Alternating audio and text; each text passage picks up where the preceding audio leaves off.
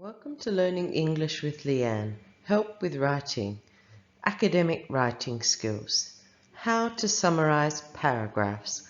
Please note that you should always check the referencing requirements for any of your studies or writing needs. Why summarize? Firstly, to give the main ideas of a theory or concept that we are learning about or that is important to our work. Secondly, to avoid plagiarism. So we cannot use the author's words, word for word. We can talk about what they're writing about, but we must use different words. And finally, we're using sources for academic quality in our work. Our professors, our lecturers, they want to see that we are doing the reading in the subject area and we are understanding these new ideas we are learning. So how to summarize? First, we're only using the key concepts or points, not all the details. Keep the same meaning but using different words, and use less words than the original text. And always introduce your source, is the author and the year only. So here's example 1. We have a paragraph that we're going to summarize. So the first thing we need to do is read and highlight the main idea, not all the details.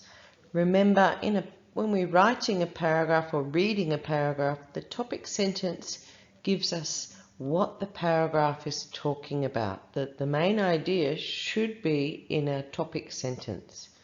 So let's look at the topic sentence, our first sentence. The global population of forcibly displaced people grew substantially from 43.3 million in 2009 to 70.8 million in 2018, reaching a record high.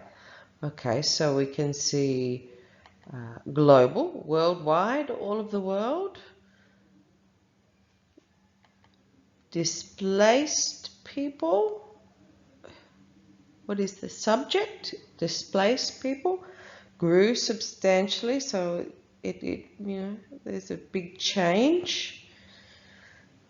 And I think also the when did this happen? Our dates are important. And also perhaps by how much has it changed.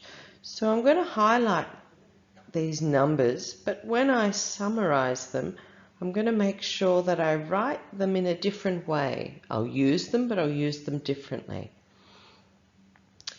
I should also read the rest of the paragraph to see if there's not a cause or effect or an important point that needs to be included about this paragraph.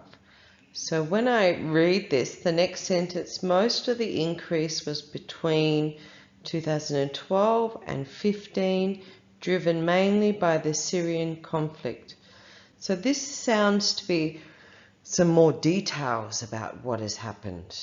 So I'm not going to use that at the moment. I'm going to keep reading, but conflicts in other areas also contributed to the rise. So I can see conflicts here at 2 times, the Syrian conflict and conflicts in other areas. So this is obviously the cause of the rise, which would be something important for this paragraph. Then it goes on to say where these people have been displaced from. Details. Many different countries are talked about, and then there talks about also refugees from other different countries and dates. So that again is details. So I think I've got the main idea here now. So now I need to write the sentence in my own words using synonyms and always introduce the source. So I'm going to start with my source so that it's clear from the beginning where this information has come from.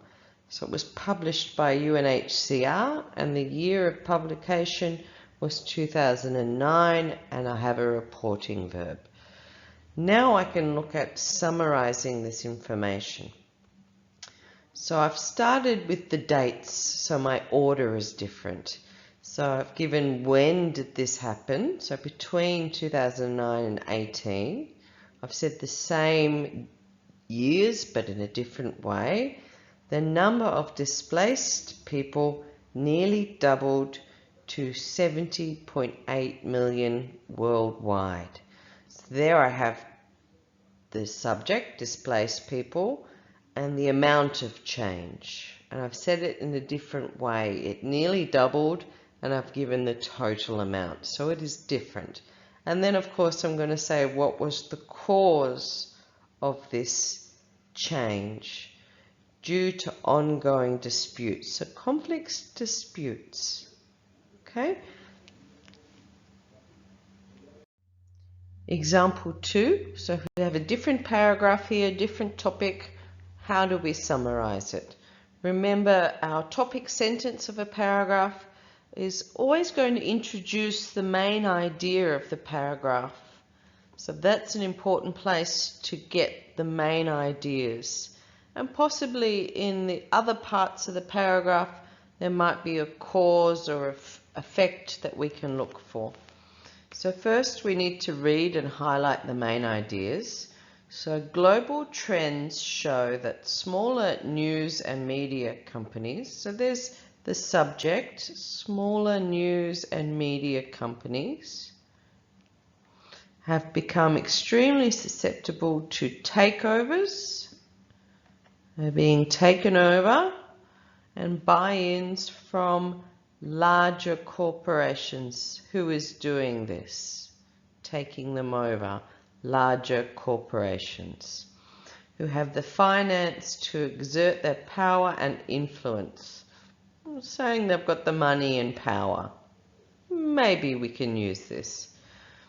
With intelligent, well thought out legislation, so it's saying with legislation, so with law,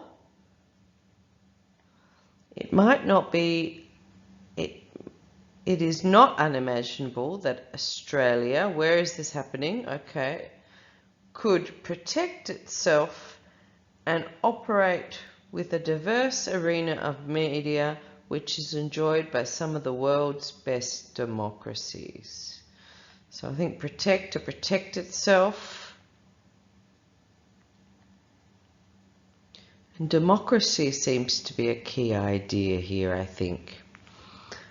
Okay, so when I look at this the paragraph, it's telling me that smaller news and media companies are being taken over by big companies.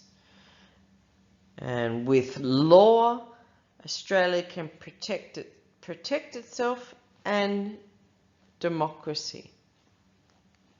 Basically is what this paragraph is talking about. So now I need to write my own sentence and always introduce my source. Start with your source and you won't forget. So we can see it's by Ross Thorley, but we never use first names in in-text referencing. So it's the family name, Thorley, 2019, and our reporting verb, discusses. So then I'm going to put my own words here. He discusses the need to introduce laws. So I've started with the second part of the paragraph, so my order is different. Why do we need these laws? To prevent large, powerful companies from controlling Australia's media and influencing democracy. So it takes some time and some practice, but the important thing is finding the key idea of the paragraph and only using that. Don't give all the details. Thanks for watching. Please like, share with your friends, and for more videos, subscribe to my channel. To subscribe, press the button in the corner. Thank you.